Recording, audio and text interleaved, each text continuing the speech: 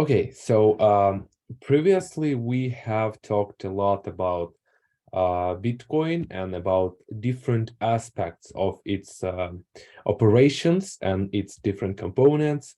But today, let's keep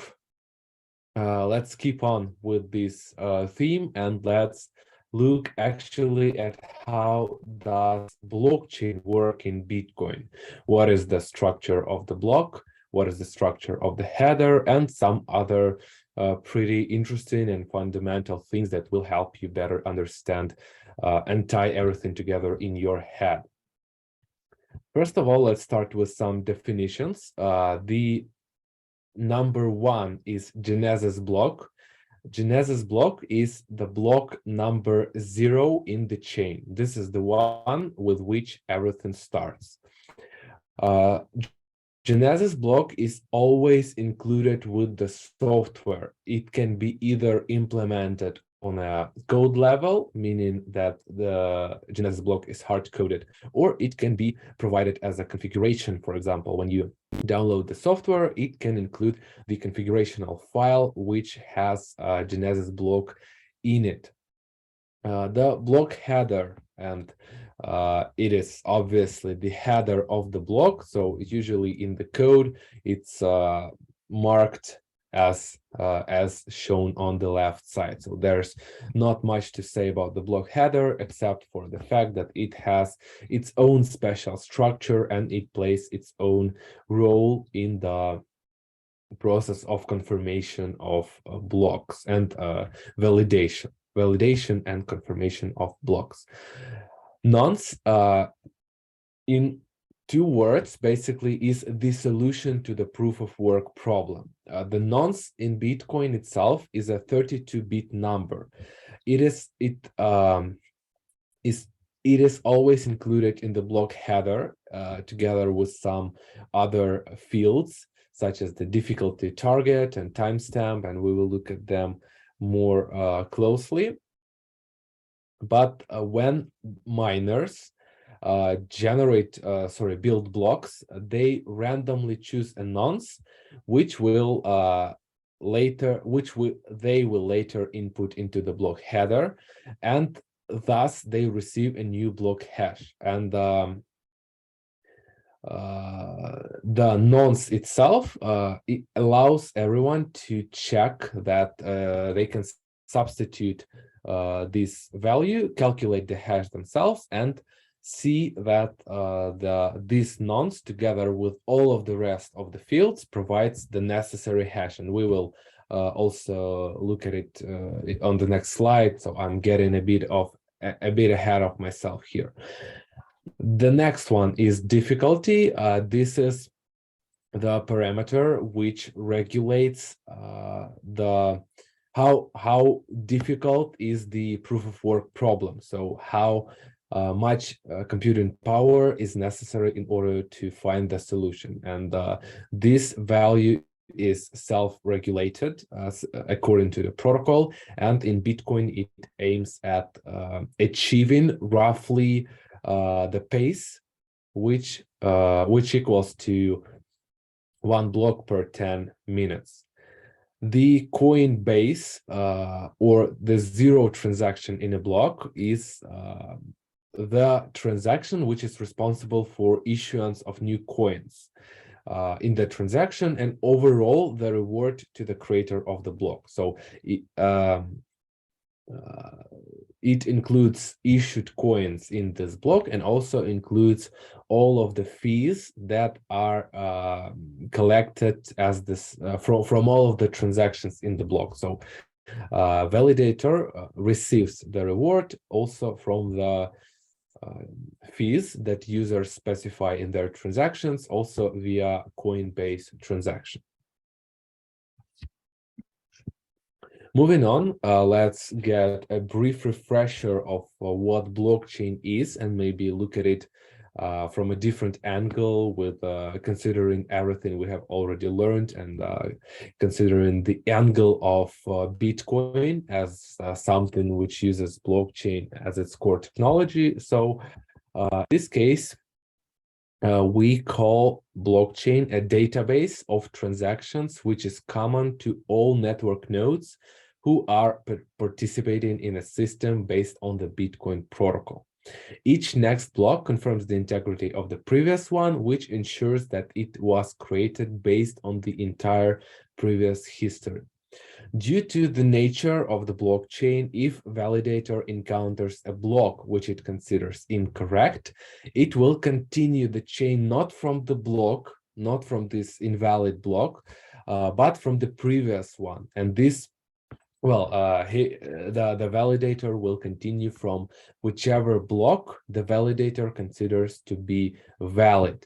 And by doing so, validator will hope that also other well-behaved validators will follow his example and also discard invalid blocks and start building on top of the branch which is considered to be valid according to this validator, and the one which does not include either conflicting transactions or transactions which have incorrect structure or whatever else that is not abiding to the rules of the protocol.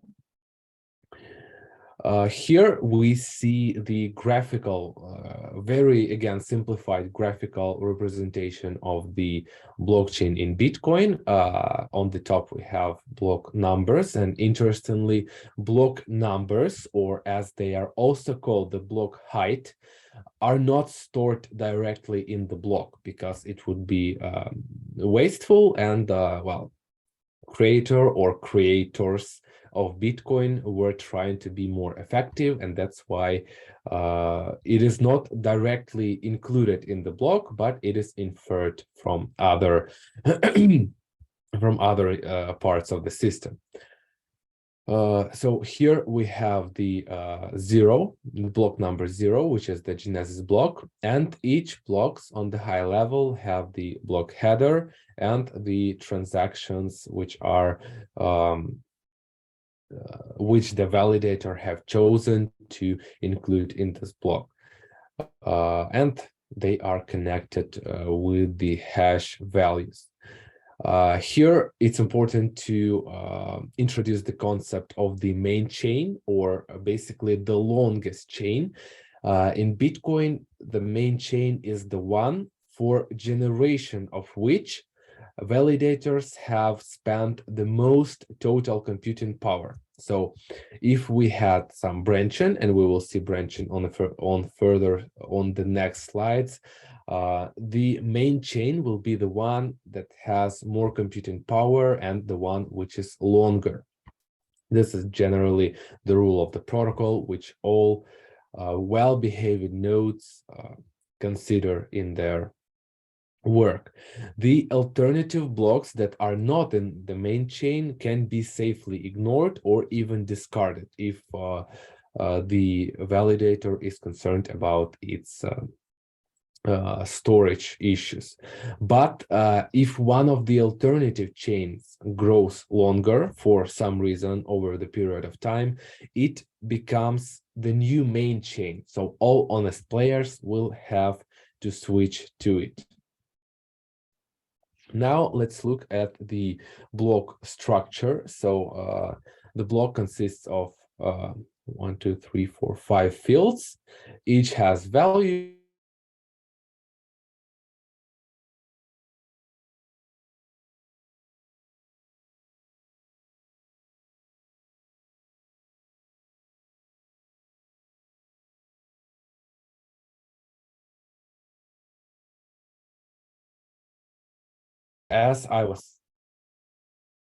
So we have stopped at the magic number, and as I was saying, the magic number is the constant, which is always the same for Bitcoin, and it denotes blocks that relate to the original Bitcoin protocol.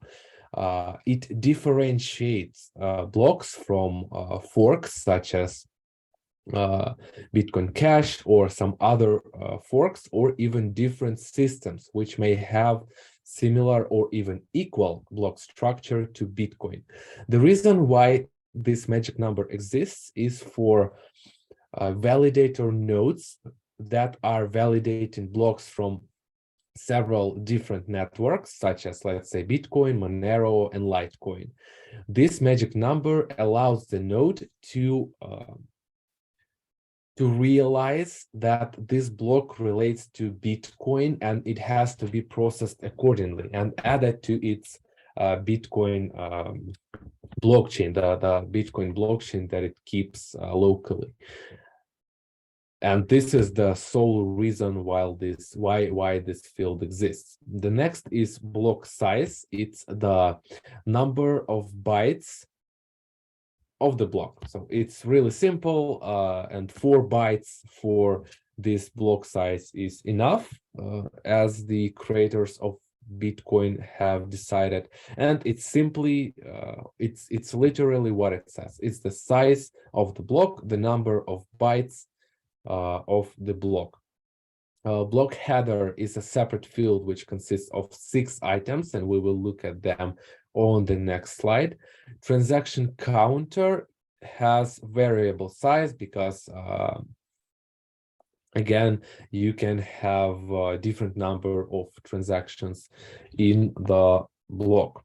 And the transaction field contains all of the transactions that are included in the block. And as we have discussed, it has no specified size. And important factor is that this field will have at least one transaction, which is the coin-based transaction. So even if, let's say, the mempool is empty and the validators are simply mining blocks, and why would they be mining blocks is because so that the main chain keeps growing and the threat actor cannot use this situation to grow his own chain and present it as the main chain. So what do we have for the block header structure? So here we have, again, the field name, the value of the field, the update, so how is it updated, and the size. The first is the version, and this field denotes the version of the current version of the protocol according to which this block is created. The version is changed every time when the protocol is updated, such as via hard fork or a soft fork. The version field allows validators to understand whether they can validate the block or not. For example, if the validator node is still using an old software and it encounters a block with a version of the newer update to the protocol, it will not be able to validate this block because this block may have some breaking changes, such as maybe even it may have a different structure or different field sizes or whatever, which means that the block, that the validator cannot do anything. Then we have the hash of the previous block, and this is the cornerstone of blockchain. So the inside of this field, we have 256-bit hash of the previous block header. And important thing to know and remember is that block headers in Bitcoin are hashed with SHA-2 algorithm, and they are hashed twice. First, we hash all of the fields in the header, and then we hash the resulting hash, and this is the this value is used in the previous in hash of the previous block field. The next field is hash of the Merkle root. It's also 256-bit hash, but it is generated according to the Merkle tree algorithm. So it is generated from all of the transactions in the block and updated when new transaction is added to the block. So according to the state of the transactions in the block. This is necessary so that we can verify the integrity of the block and, well, As I have already said, it is updated each time when validator accepts a new transaction and then adds this transaction into the block. Time is simple. It's the current timestamp. It shows the current time when the validator tried to generate the block, and it is in Unix format. The bits field is the compressed difficulty parameter. So what it means is that so it is the difficulty of adding new blocks to the chain, but in a compressed form, so that it can be so that we can save some space on the size of the block. According to the protocol rules, we may have already briefly mentioned this part, but it is updated once per 2016 blocks. This value depends on the pace, meaning how fast these 2016 blocks are created and added to the blockchain. So if the blocks appear too fast, then the value is increased. Otherwise, the value is decreased. Overall, the difficulty, as we have mentioned before, aimed at adding one block roughly per 10 minutes. In this case, the difficulty should be re-evaluated roughly once per 14 days. But for example, if the cycle was completed in 10 days, it means that the difficulty needs to be increased. And if the cycle of 2016 blocks was completed in 20 days, it means that the difficulty is too high and it should be decreased to achieve this rough reference value. And the nonce we have already discussed. It is not validated separately, but it is validated together with the whole block. So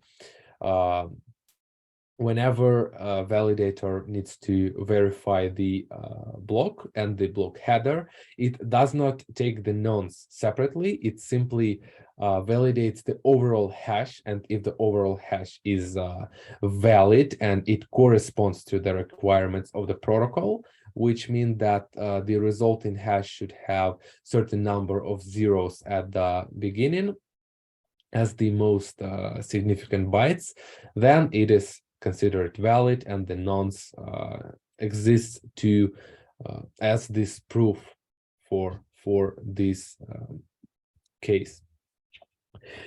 So on this slide, we see two examples of a block header. On the left, we have the genesis block, and on the right, we have just some random block. So let's look at the genesis block first. So here we have the version, which is 1. Then we have the previous block hash, and it is all zeros, because obviously Genesis block has no previous block, and it is either hard-coded in the protocol software or provided as the configurational file. But nevertheless, it has some transactions. Here it has only the coin-based transaction, which rewarded its creator with some coins for the fact itself, for the fact that this block was created. So that's why it still has Merkle root and it is valid. It's well, according to the protocol. The timestamp here, just for your convenience, so we can look at it on the slide, is in human readable form. So it is 2009, 01, 03 at 18:15, 05. Then we have the bits, we have the nonce, and we have one transaction, which is the coin-based transaction. So when Satoshi Nakamoto created this block on this time, he was rewarded for his work for creating this block with a certain amount, with a certain number of of coins. And if we hash this block header, we will receive the block hash, which will be used in the next block as the pointer. And the next we have just some random block header. So here it already has version 2. It has some previous block hash, and this is the requirement that we have been talking about. The thing here is that the previous block hash is written in little endian, which means that the least significant bits are on the left and the most significant bits are on the right. And that's why we see zeros here. So this is the requirement of the protocol. The block hash should have this number of zeros as its most significant bytes. And since we cannot change anything, well, let's say we want to add all of the transactions and we have the timestamp, we have all of the fields, and the only value that we can easily manipulate when calculating the appropriate block hash is the nonce. So the validator who wants to create a new block, it generates random nonce until this block hash, this value has this number of zeros as its most significant bytes. And this is how this is like a very, very brief, very simplistic description of how proof of work algorithm works. So then we still have the Merkle root from the transactions. We have the timestamp, bits, and the nonce, and the transaction count. So here we have as many as 63 transactions, including the Coinbase transaction and all of the rest. Now, speaking a bit more about timestamps. So each block header contains a unique timestamps.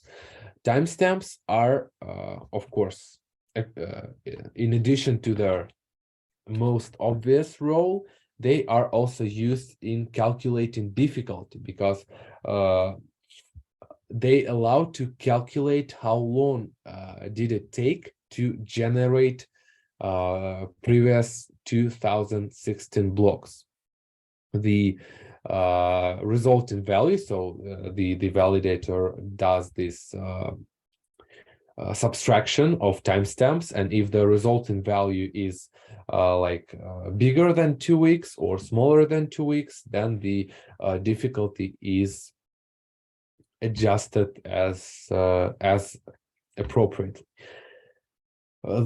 The important thing here is that the time of new block must be greater than the median value of the time of the previous 11 blocks, and the new block time must be less than the median value of the time of all connected nodes plus 2 hours. So this is to take into account possible network delays, but do not create too big of a window for a threat actor to do something malicious and try to propagate wrong block into the network.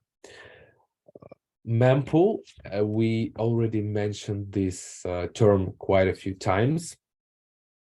Mempool is a structure which stores a list of valid but unconfirmed transactions. So this is that bus station where transactions kind of hang out before they are picked by the validator and shoved in the block. Formation of transaction queue for adding to a new block. This is also what mempool does. And just like a small trivia, a little quick fact, average download per year is around 30,000 transactions or 40 megabytes, which is, as you can see, not too many, but with all of the time which has passed, the blockchain of Bitcoin has grown nevertheless. The next process which we need to look at here is the process of connecting a block. When a new block appears, the validator received it and verified that the block is correct, at least according to the validator. So validator believes that this block is correct. it needs to add the block to the database and start looking at the new system state that includes this block. And the way it is done is if you are a full validator node, and to do that, you need to be a full validator node. The new state of the system means your current local state. So you add this block to your current local state, and this is your new vision of the blockchain. And then once you are done, you you propagate your new state to your peers, and this process needs to be done for all new blocks that the validator considers correct. During this step of connecting the block to the blockchain and updating this state, this is the step when validator can notice a double spending attempt. And it is important to update the mempool, the local copy of the blockchain, and the so-called coin database in order to have relevant snapshot of transactions and unspent outputs. And coin database simply stores all unspent outputs. So it is a special different structure in Bitcoin protocol, which stores all unspent outputs that in theory are waiting or are ready to be spent by the party which has appropriate unlocking script, as we have discussed previously.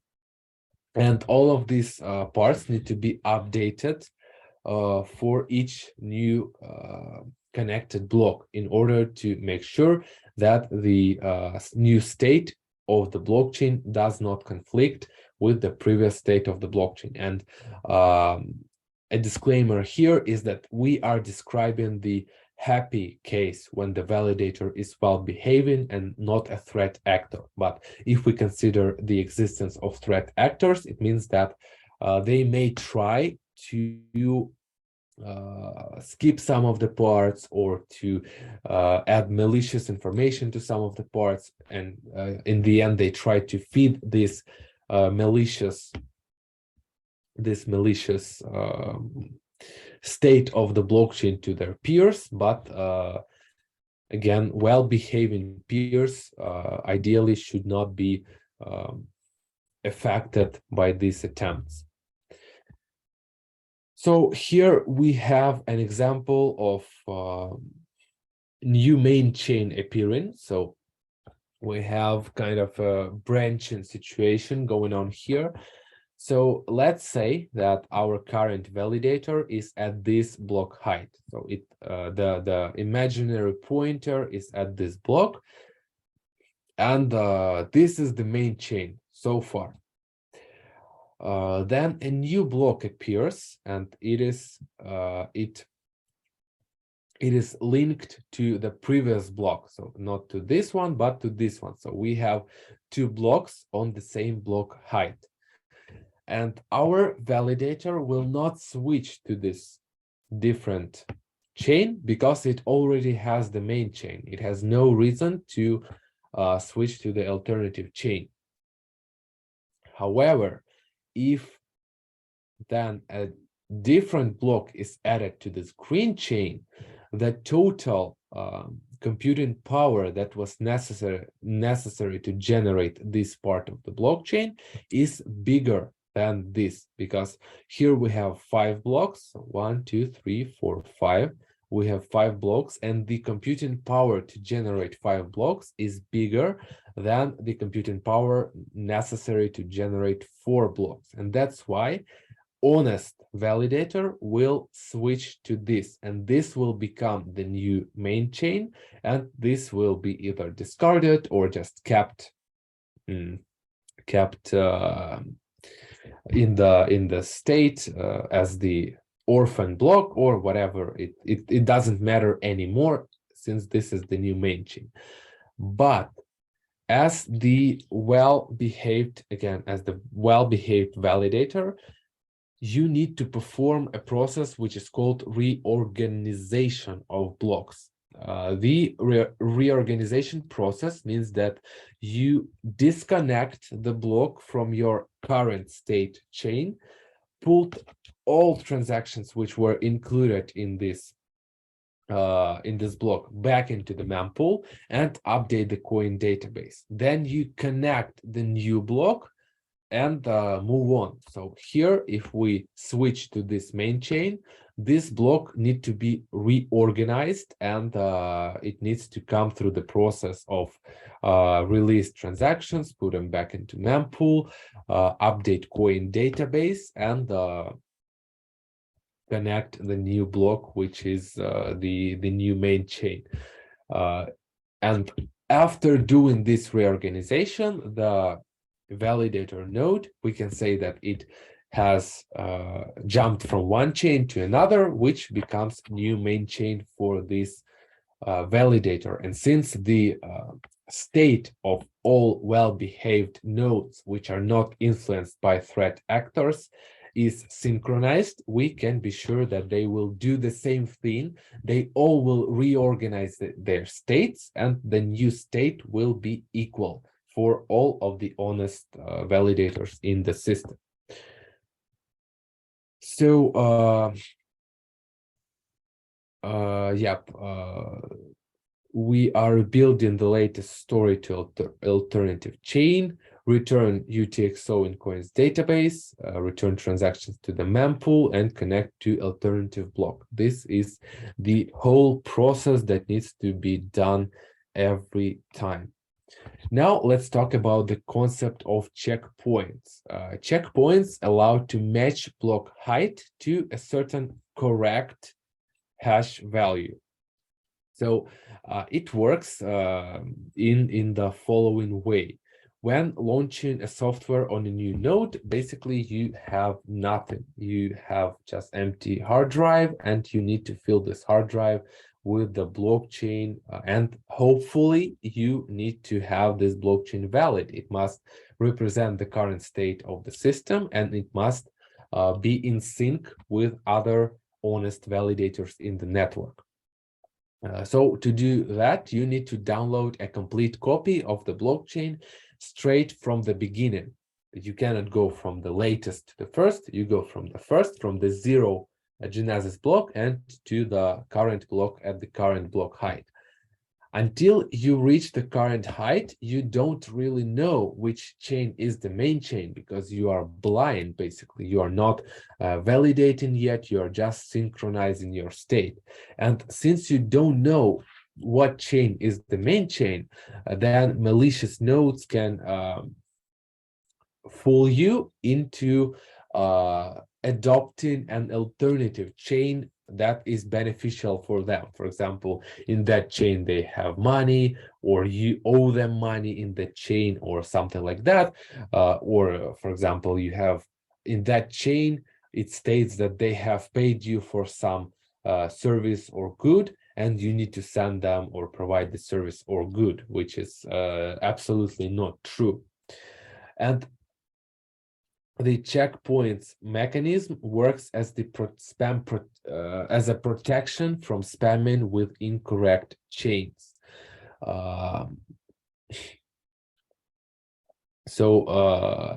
It can be considered protecting yourself against against being isolated from the correct database version. And the worst case scenario can be when the node is completely isolated, so it has zero honest validators and all of its peers are threat actors. But as long as at least one of the peers is honest, then eventually your node will find the main chain, even though it may mean spending a lot of computing power and a lot of time. And the way it works is that the software has hard-coded hashes of blocks at the specific block height. So for example, at block 10, you have this hash. At block 100, you have this hash, and so on and so on. So when new node is synchronizing the state of the blockchain, it needs to done all of the procedures. It needs to calculate hashes, it needs to verify signatures, it needs to verify nonce, and all of these steps need to be done for each and every block. And checkpoints allow to compare whether you are on the right track or not. So, for example, let's say we have a new node, it validates blocks and it reaches block with height 10. And once it calculates the hash of this block, it receives a certain value. Then this value is compared with the checkpoint, and if they are equal, it means that that we are moving in the right direction, and these 10 blocks are valid because we have reached a checkpoint and our calculated hash is the same as the checkpoint. We can move on. And so we move on to the next one, and to the next one, and to the next one. And let's say at block 300, you receive a different hash than the checkpoint, which means that you have either mistaken somewhere, or there are threat actors among your peers, and you need to look for new peers because these are lying to you, and you are not on the right track. You are not on the main chain, you are at some alternative chain, or maybe you are validating something absolutely non-existent or invalid. And this is how the checkpoints mechanism works. An interesting thing also that creates certain advanced capabilities for transacting in blockchain is a field called nlock time. It is a 4-byte field which is contained in the transaction header, and this field sets the time or block height until which validators are not allowed to include a transaction in a block. It is used for delayed transaction mechanism. So, for example, you create a transaction with a lock time, and this transaction is included in block with height 18. What you want to do is you want to send a gift of 1 Bitcoin to your friend on their anniversary or birthday or whatever. You roughly calculate that this event will happen at height 106 blocks. So you specify in the header of your transaction, you specify this nlock time, and validators will include transaction in a block only when this height is reached. And it doesn't mean that they completely ignore the transaction. It can be included in the mempool, and obviously it will be in the mempool. Validators can take this transaction and even can propagate it among themselves, but they will not include it in the block until the time comes. And when the transaction is included in the block, effectively it means that output of this transaction can be unlocked as long as the output is correct, and your intended recipient can get his gift of 1 Bitcoin, but not earlier than the height of 106 blocks. Another interesting feature of Bitcoin is the ability to write arbitrary data into transactions and into blocks subsequently.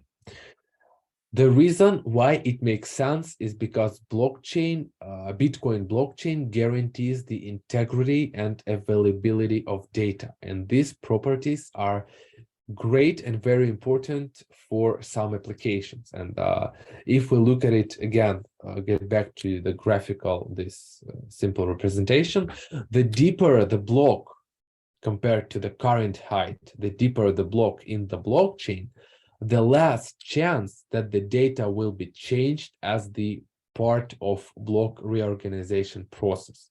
So it is very, very unlikely that the information at block 18 will be changed if we are at block 106, because it will require either a serious fork and the dispute in the whole system, which would make validators go way back here and rebuild the new chain, because somewhere here there's, for example, this block has malicious or invalid transactions, so they need to go back here and rebuild the chain. Or someone with an immense computing power will rebuild the fork themselves and present it as the new main chain, which is both are very unlikely. And this guarantees that whatever you have put here will be there and it will be available, because availability is also important, because we have these thousands of nodes scattered all over the world, and they all are ready to provide you the information in this block, because this is what they are supposed to do. You can go to any node, say, give me block 18, and you will receive block 18, of course, as long as this node is honest. But the availability is just unprecedented, because if one node doesn't give you the information, you go to the next one, you can go to 10 nodes and compare what they give you. This is very great for certain use cases. But before we look at how it works, here are a few examples. First example is patents. So for example, you have some proof that that you want to prove that you own this patent, or you have come up with some idea, with some invention. First, you write this proof, this secret proof, to the Bitcoin blockchain, and then when the time comes and you publish your patent, you publicly say that you are the owner of this patent, you will be able to prove that you were the first one who came up with this idea. You say, go look at this block, and there is the proof. And example number 2 is betting on sports, like horse racing, like boxing, like football, whatever. For example, you write the name of the boxer and the okay, let's say you write the name of the boxer and the round in which this boxer wins. Then you hash these values, concatenate them, hash them, and you put the hash into the Bitcoin blockchain. No one will be able to see that what this hash means, because hashes are irreversible. It's impossible to get the original data having only the hash, but hash is easy to verify when you have the plain text. So you record your bid on this boxer, and when the box match ends, you say, okay, I have placed my bid on this boxer and he won, give me my money. Then the people say, okay, prove it. And you tell them, look, I said that this boxer will win in this round, and I wrote it into block number 18. So you can take these values, you can hash them, and you can check that the hash of these values is present in the blockchain. And I am the one who added this hash into the blockchain. So here is your proof, and anyone can verify that very simply. And it's very hard. It will be very hard to substitute this data or to delete it altogether. It's nearly impossible. But then this begs the question, where should we put this arbitrary data? So let's go through the body of transaction.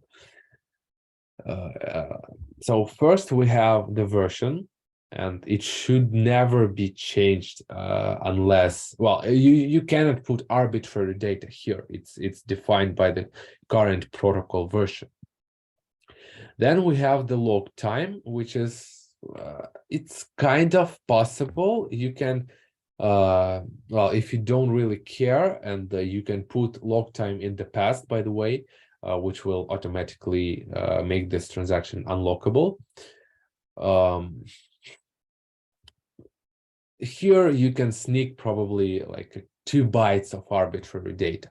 So moving on, inputs, you cannot change the hash of input. You cannot make it arbitrary because it would render the whole input invalid. You cannot really manipulate index. You cannot really put anything in script sig. You can use sequence. It can contain arbitrary data if you don't plan to create alternative conditions for spending this coin, so it's okay. But again, it's like 4 bytes, and the same goes for this transaction. As for outputs, you kind of can manipulate the value. You can sneak some arbitrary data into the value. So you can make this sum of output smaller and play with this fraction with the numbers after the floating point. You can play with these fractions and maybe sneak 1 or 2 bytes here, not more. But it's very all of these are very small amounts of data, and it's unlikely that you can have any use unless you are transmitting, I don't know, some binary signal, which is just 0 or 1, but it will take a huge amount of time to properly pass this message.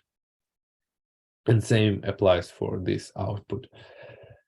But what you can really manipulate is the script pub key. Generally, the script pub key is verified only by size and operations that are specified in the script pub key. You can add Bitcoin address as an operand, and no one will know in advance whether you calculated the address correctly. That's why you can put arbitrary data into this field, and you can put up to 64 bytes of data into this field. Obviously, these conditions will not be satisfied. They are impossible to satisfy, and the coins will never be spent. But you can put 0 in the value field and set whatever you want in the script pub key. So this condition cannot be satisfied, but who cares, because it has no value anyway. It has 0 value and it cannot be unlocked. No one will care that it cannot be unlocked if it has 0 value. If you remember our previous lecture, we had mentioned the operation called OP return. As a reminder, it always breaks out of the script and returns false. So no one will try to execute the script, and no one will get anything from executing the script. But the interesting thing about OP return is that it allows you to insert up to 80 bytes of arbitrary data into the transaction output. So you break out of the script, you return false, and on top of that, you can output 80 bytes of arbitrary data. And this is basically the approach that most projects and most parties that are building any kind of arbitrary data systems on top of Bitcoin are doing. And the advantage of this method is if you try to really sneak something arbitrary here, or even in the script pub key, you try to do something really out of the way, your transaction will still be included into the block as long as it is valid, but it will be considered an anomaly, some kind of anomaly transaction, not like the normal transaction. And the requirements for fees for such anomaly transactions are generally higher. So you will need to pay more for messing with this field and putting some fishy data inside of this field. It will be validated, it will be included in the block, but it will be more expensive, and maybe it will be slower as well. That's why if you use OP return, it's the standardized way. It's included in the protocol. Everyone knows what OP return does. That's why it will be okay, and you will not have this penalty applied to your transaction. And to wrap things up, a few examples of who uses Bitcoin blockchain and for what purposes. The first example here is Colored Coins. Colored Coins project uses regular Bitcoin transactions, but it adds some arbitrary data that marks these coins as colored. So it gives the color to the coins. For regular participants of the network, it means nothing. They are still transacting with the coins as they would be usually, but for those who read this arbitrary data, for the Colored Coins network participants, this arbitrary data means acts as the metadata. So the idea is that you can use Bitcoin coins, you can color them and turn them, for example, into shares of your company, or into some vouchers or tokens for some product or a service.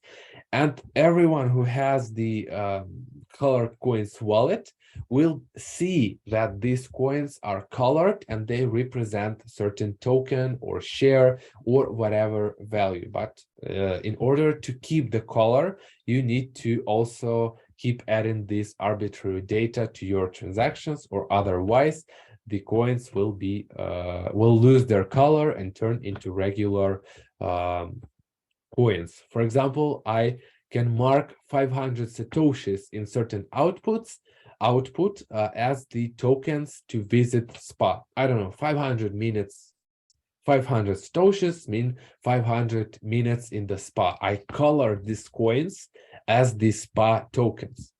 I can send part of these tokens to my friend and keep the rest for later, or give the rest to someone else.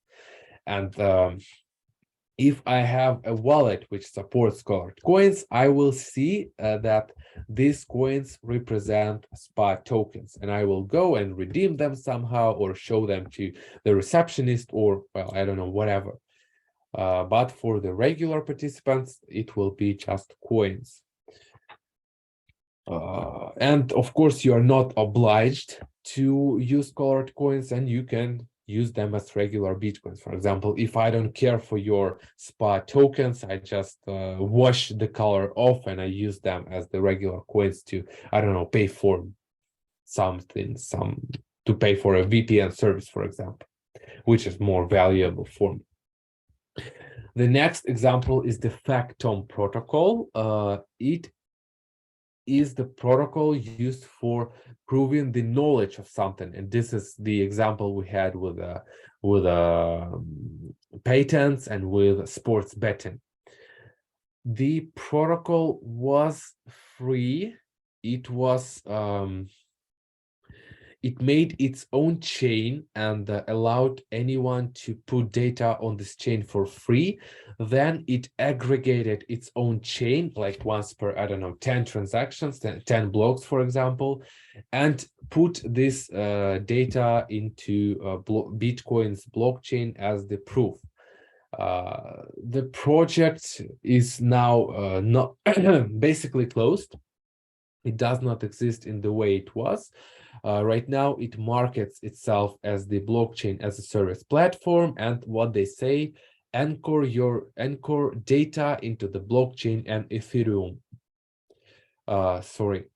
Anchor your data into the Bitcoin and Ethereum blockchains at a low fixed price of $0.01 per write. This is their positioning now. So they have added Ethereum, but still they are kind of parasites of these two networks, and they market themselves as a paid provider, blockchain as a service solution, which is, well, it's up to them. Next example we have are actually these two examples are very similar, OmniLayer and Counterparty. They both are, or at least were, accounting systems that allowed to issue your own digital tokens, kind of similarly to colored coins, but differently. These projects provided the issuance and trading features. So you not only add some arbitrary data, but you can also trade inside of their own infrastructure. They had no database for storing their own transactions, and instead they were spamming Bitcoin with their transactions through their network. In order to get this timestamping feature and in order to write their own arbitrary data into Bitcoin's blockchain and propagate it through the network. But the issue they had is that they split their transactions into several chunks, each being 80 bytes, and storing these chunks in Bitcoin. And the problem is that when Bitcoin wasn't really popular and there were not as many transactions as there are today, it wasn't really a problem. But when it started gaining more and more popularity, they simply became like leeches, which were spamming and spamming and spamming, and they were interfering with the operations of regular users. So this idea kind of died off. Although I have checked, both of them kinda exist, but honestly, I have no idea whether someone uses them and what is the exact nature of their business today. But these names, all of at least these three names, still exist in some form, some or another form.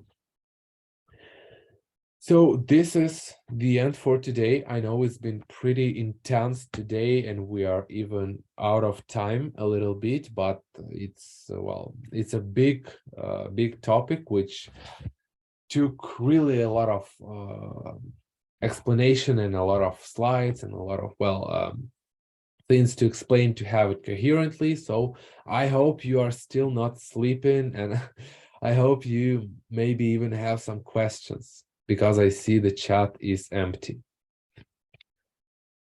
So now it's a good time to ask some questions.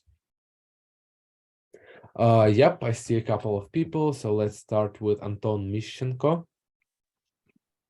Hi, hello. Thank you very much for the lecture. I'm sorry if there's background noise. I'll try to quickly ask my question because I'm in a coffee shop.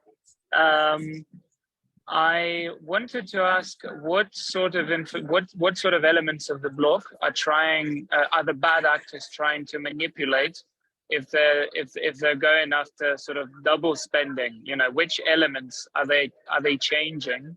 And how are they presenting it to the rest of the to the rest of those the nodes, basically? That's the question. If you get what I mean.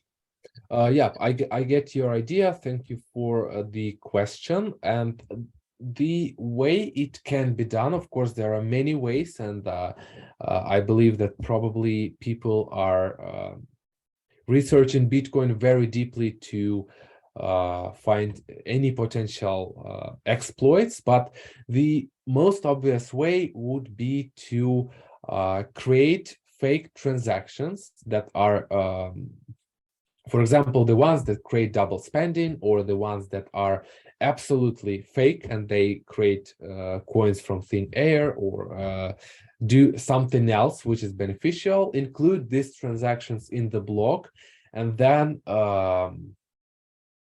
pull the new validator node, for example, with this history. So you are manipulating the transactions, you are creating something which is useful in this transaction for you, then you include transaction in the block, and then you feed the block to the victim, which unknowingly accepts the block and proceeds further with the chain you are presenting to this victim. But thanks to the checkpoints mechanism, you will not be able to do that for a long time. And the way Bitcoin was designed is to be very strict in terms of protocol and to leave almost nothing for open interpretation. So as long as the software is working as it should, then any kind of malicious behavior, any kind of invalid something will be simply discarded. So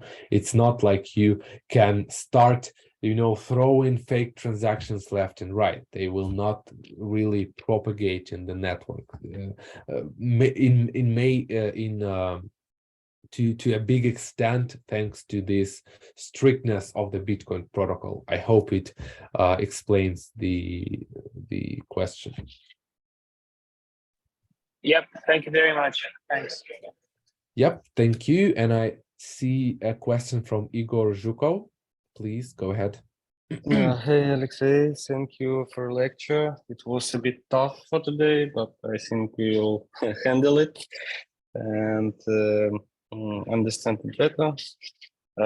And I have several questions, but the question from Anton, I created another question in my head, and you answered that, yeah, I'm like I can put malicious transaction, but as far as I understood, it's very, maybe it's even not possible to make money from the air, because transactions should confirm that this money was sent to me previously, by definition of transaction. Exactly. So technically it's not easy, maybe even impossible to get money from the air. Yes, of course. When I was saying about creating this money and transferring the money out of thin air, it was like more of an euphemism, to get the point across about fooling and a new node. But yeah, you cannot really create coins from the thin air because it wouldn't fit into the state of the blockchain. So you need to think what you're doing. You need to give a good thinking about what you're doing if you're trying to feed malicious data to a certain node, or you need to completely how to say it, disconnect the node from all of the peers and create the surround the node only with threat actors. And then if we have this case, then the node has no chance and you can feed it practically whatever you want, absolutely new chain, but it still has to be valid. And this chain needs to make sense, even if you are making it up from scratch and you're doing this attack when all of the peers are threat actors. Yes, still the transactions need to make sense, of course. I see. Okay, could you please show us the slide with basically blockchain and the process when new block is generated, and previous this one? This one, yeah. So for example, I'm validator and miner for blue block, and you are for green one. So you were the first, you provided 2 new blocks, but for each block, me and you took some transaction. Put in the block for to validated, put for mining the block. Okay, yeah. So each of the blocks have some transactions, right? Yeah, and could we take the same transaction and put in these different blocks? Or no, could you take transaction which I also took? Or it's impossible? Or if you take it from the mempool and it's synchronized instantly, this mempool, I just don't understand if it's possible to instantly synchronize mempool. I think it's impossible. So you mean, is it possible that these two blocks on the same height have this, let's say theoretically they have same transactions. Yes. Is it possible? That's a good question. I need to give it a second to think. I mean, like in some specific circumstances, yes, but then if they are completely equal, right?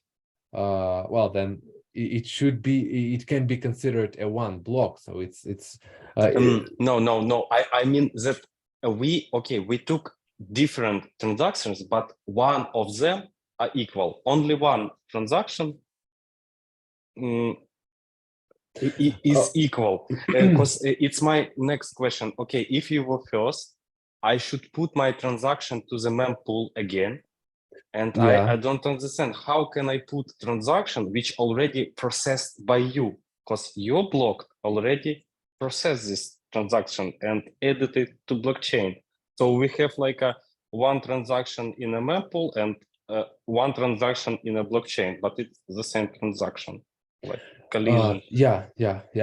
I see what's your question. So this whole reorganization process makes sure that such situations don't happen, because when I release all of my data and I put everything back in the mempool, I put these unspent outputs into Coin's database, and then I reorganize and I connect your block. So this connection process, I connect your block to my main chain, and here so it already has the transaction validated, so I will remove it from my mempool. So it's already validated, so I will sync up, I will sync up all of this data and rearrange to and I see you. And yes, important thing also to consider from what my colleagues are writing in the chat, there's not one single blockchain for all of us. Each has own copy. Remember when I was saying about it doesn't matter. When I was saying about the state of the blockchain, which you keep as the validator node, and when you add new block, you first update your state of the blockchain, and then you synchronize the state with the rest, and that's why it all begins in your own copy. And you, as the honest validator, you are hoping that others will also do the same, and you will reach the same state which you have, that your peers will have the same state. But here we have like mechanisms as proof of work, which allow to regulate who adds the next block and who will not. So we don't have this constant branching, this constant, very wide branching of useless transactions and so on and so on. All these mechanisms basically ensure that we have more stable and more straight main chain, basically. Yeah, but it all begins with your state, of course. I see. Thank you. I have another question, if possible.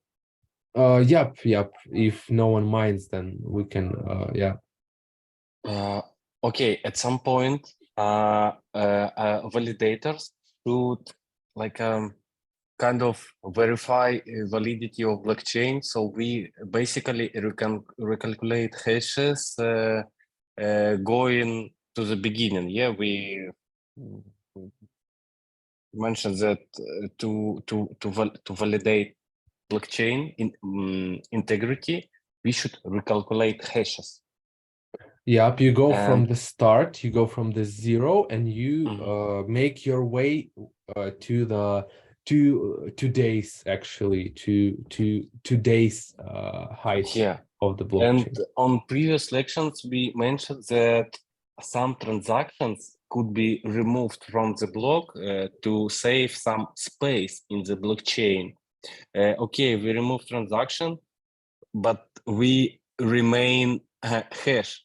But how we can recalculate hash if we remove not needed transaction from the blocks? Impossible. Wait, I didn't really catch that. What process are you referring to when you say that we are dropping transactions from the block? Okay. One day on previous lection, I asked what is with the size of blockchain. It will be like continuously growing, and like I don't know how to say, it will move forward toward infinity, and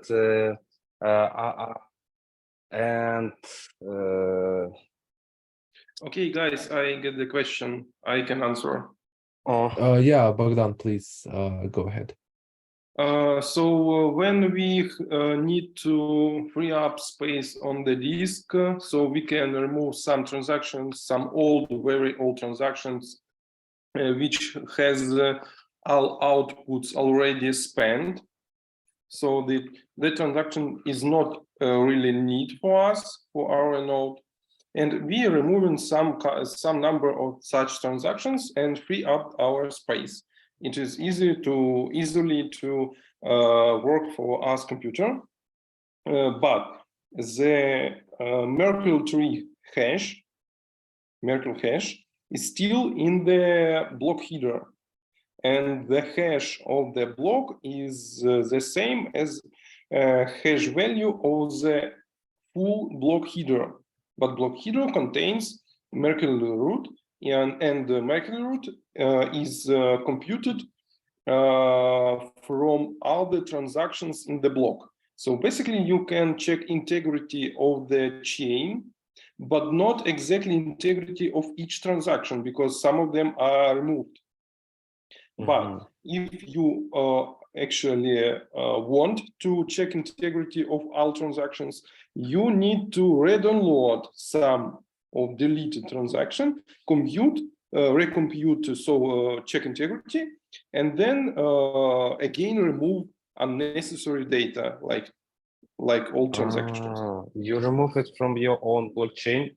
Your own, only own node, yes. Not complete from the whole network. I see. Okay. Thank you for the question. Yep, thank you, guys. So if we have no more questions, I think we can wrap things up for today, because I believe everyone is pretty tired already from this session.